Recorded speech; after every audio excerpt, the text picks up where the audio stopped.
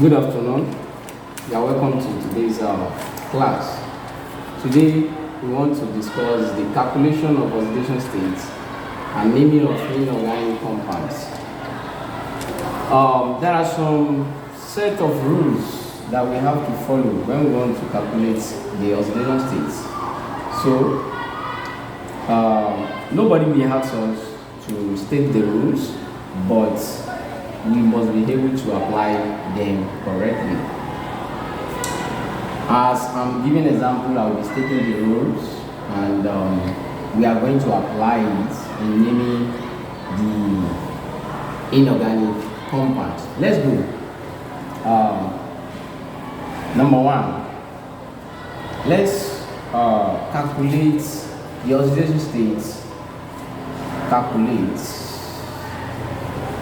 the oxidation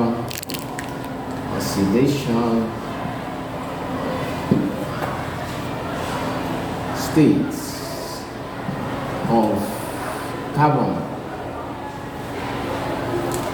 in carbon 4 oxide solution. Now this compound,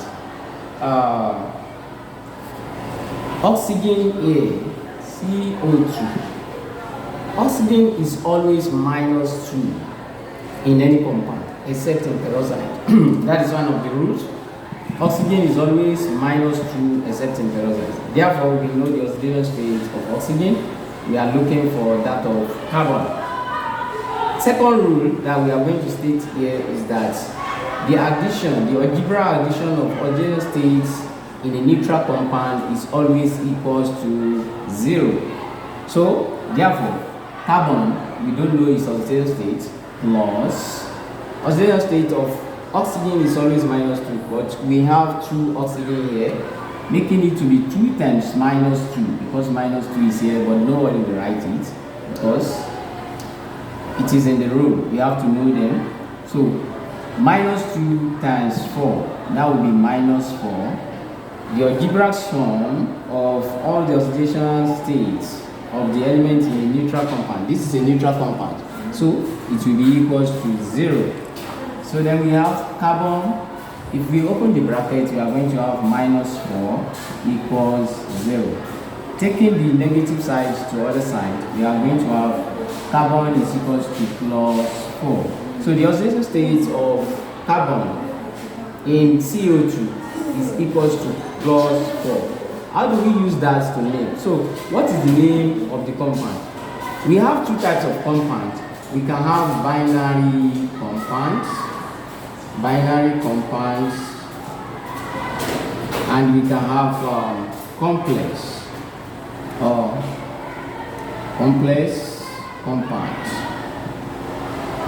compounds. So these compound falls under binary compound. Binary means 2.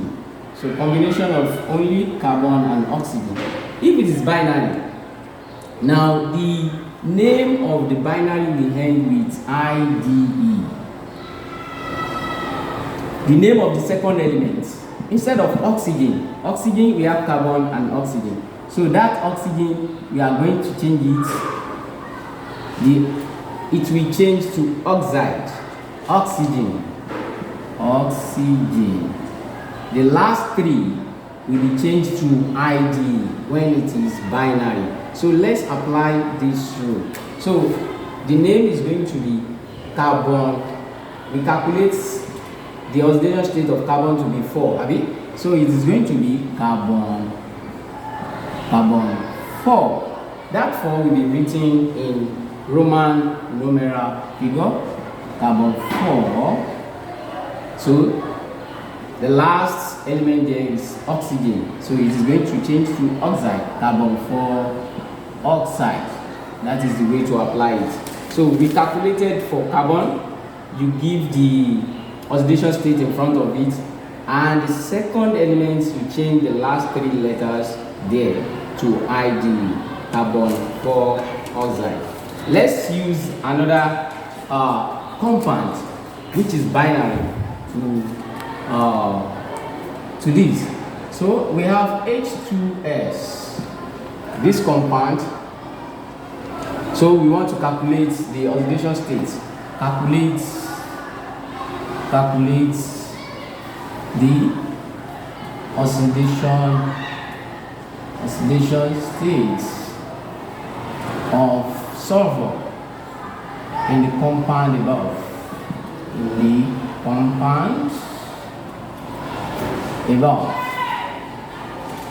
So yes, here we have another opportunity to state another rule.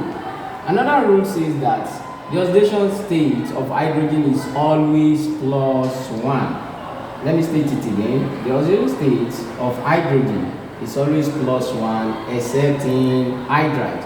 It is only in hydride that the oxidation state of hydrogen will be -1. But anywhere else aside the hydride, its oxidation state will be +1. So we know the oxidation state of hydrogen to be +1, then we need to calculate for sulfur. Therefore, hydrogen we have 2 of it there, so we have 2 plus sulfur. Also, this is a neutral compound. The addition of all the oxidation states is going to be equals to 0. So we have 2 plus, we can now have X is equals to, if we take these 2 to the other side, it's going to be -2. Okay. Yes, hydrogen sulfide. Yes, hydrogen 2 sulfide. Can we use this example because we don't want to get negative? We don't want to get negative there. Can we use this example? Okay. Sulfur can still take this. If it take this -2. So okay. Now, to name this compound, we are going to change this one. Instead of sulfur, the last 3 we change to IDE. So it will be hydrogen sulfide. Hydrogen sulfide. Actually, we wanted to remove this as an example because there is this little different there with this. Here, the one we are looking for is on the first rating. Here, it is different, so that is why we cannot apply it totally. Now, but let me take another compound and see. Let's use this CuCl2. CuCl2. Now, this compound, we don't know this, but we know this. This one is -1. This one is -1 because it belongs to group 7. So if we calculate for this copper, we don't know it, plus we have 2 of these, -2, making it 2 times -1, because -1 is there, it's one of the rule. So it is a neutral compound, it will be equals to 0. Copper -2 equals to 0. Copper equals to, if we change this, it will be +2. So now we want to apply the same rule to this one. So how do we name it? It will be copper followed by the oxidation state. The oxidation state is 2, copper 2. Chlorine, this is chlorine, the last chlorine. The last 3 we change to ID, which will be chloride. So copper 2 chloride. This is all for the naming of binary. Let's give another example that we are going to have the complex compounds example.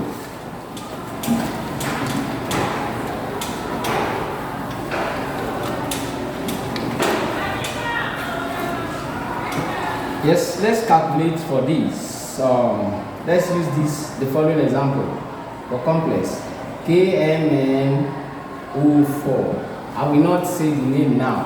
After calculating, so we have to calculate for manganese. We know potassium. How do we know potassium? One of the rules says that the oxidation state of any element in group 1, 2, 3 corresponds to their group number. Potassium belongs to group 1, therefore its oxidation state is going to be +1.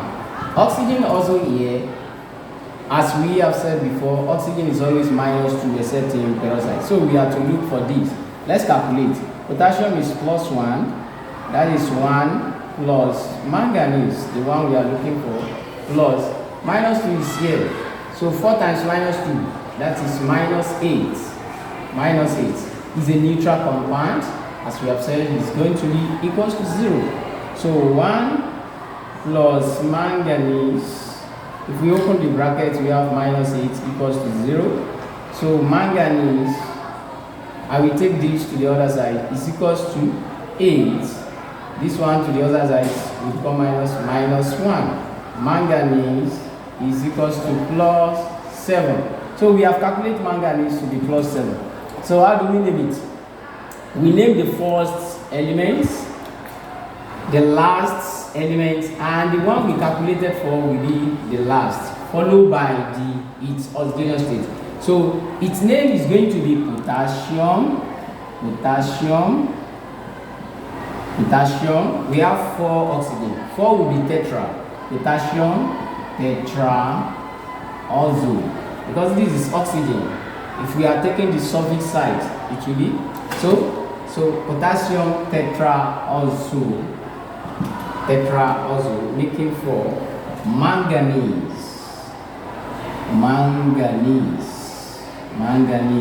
Manganese. Yes, sorry.